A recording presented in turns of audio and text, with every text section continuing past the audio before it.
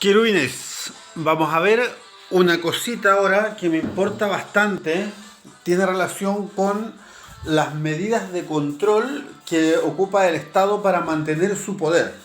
El Estado, nosotros veíamos, nos escapamos un poquito de esto de Montesquieu, cuando separa tres poderes. Yo les digo que para mí, en realidad, al Ejecutivo, Legislativo y Judicial se agregan los medios, se agrega las Fuerzas Armadas, se agrega en mucho sentido el capital, porque se ha hecho indisoluble.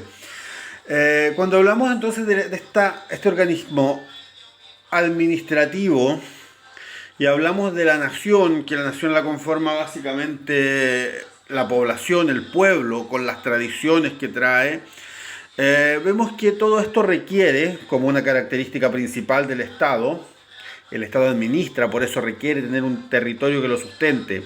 La nación, como es dada también por los individuos, muchas veces tú los puedes desplazar. Es importante eso con los éxodos que se han dado ahora, por ejemplo, con el pueblo palestino, donde los israelitas invadieron y el pueblo palestino ha tenido que irse como refugiados, pero sigue formando parte de su nación. Todo esto, como hay un Estado, sucede dentro de un país. Dijimos que el país era el dibujo en el mapa. Entonces muchas veces se puede ocupar más indistintamente. Pero bueno, vamos a lo que nos llama. El Estado ocupa la coerción. La coerción, las medidas coercitivas, se habla muchas veces, son medidas de castigo para mantener al pueblo obediente. Acá ocupa, por ejemplo, las religiones que te controlan desde lo moral.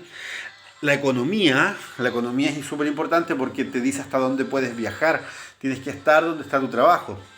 Ocupa a las policías que en teoría defienden la ley. Esto, la coerción, le sirve al Estado entonces para mantener al pueblo sumiso. Pero vamos a ver que también el Estado debe cumplir con la soberanía, que es una característica que tiene de ser el único que está mandando en el país, en el territorio. Entonces, para mantener su soberanía en el territorio, que no se le meta, por ejemplo, otro Estado a invadir, es que ocupa la diplomacia y las Fuerzas Armadas. Acá hay dos cosas que quiero desprender. Por un lado, las Fuerzas Armadas históricamente en Chile, más que defender al país, más que defender al Estado-Nación de otros Estados-Naciones, ha actuado la Fuerza Armada en contra del pueblo, ha reprimido los movimientos sociales. Por otro lado, los diplomáticos en la actualidad no son diplomáticos profesionales en muchos casos. Como hay un nepotismo de Estado, Piñera, por ejemplo, quería mandar a uno de sus primos como embajador, manda a sus amigos como embajadores. Eso es súper importante porque nos está realmente cuidando el interés del Estado-Nación. Ahora vamos a ir para algo súper crítico en la actualidad.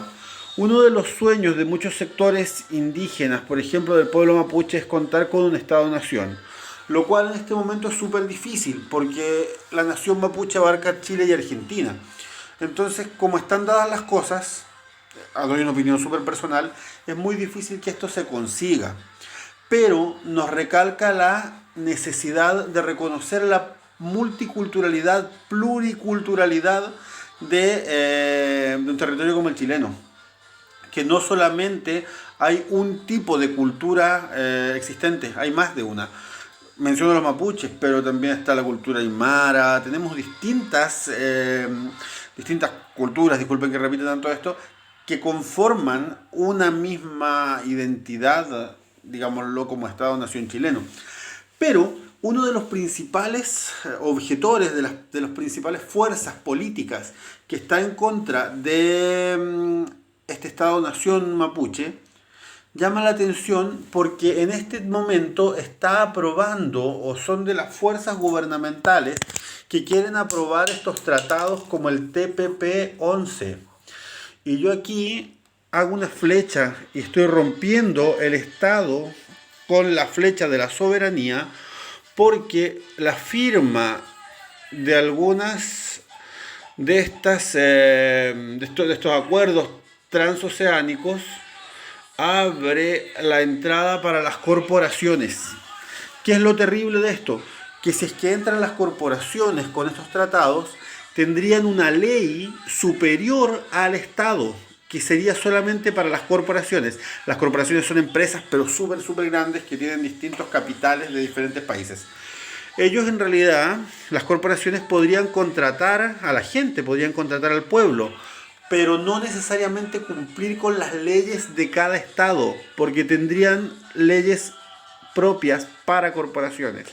Con eso, vemos que el Estado perdería soberanía. Esto es terrible, porque los que defienden la firma de estos acuerdos son los que se las dan de nacionalistas, se las dan de patriotas. Y en la práctica están mostrando que son unos vendepatrias. Llevamos un mundo nuevo en nuestros corazones.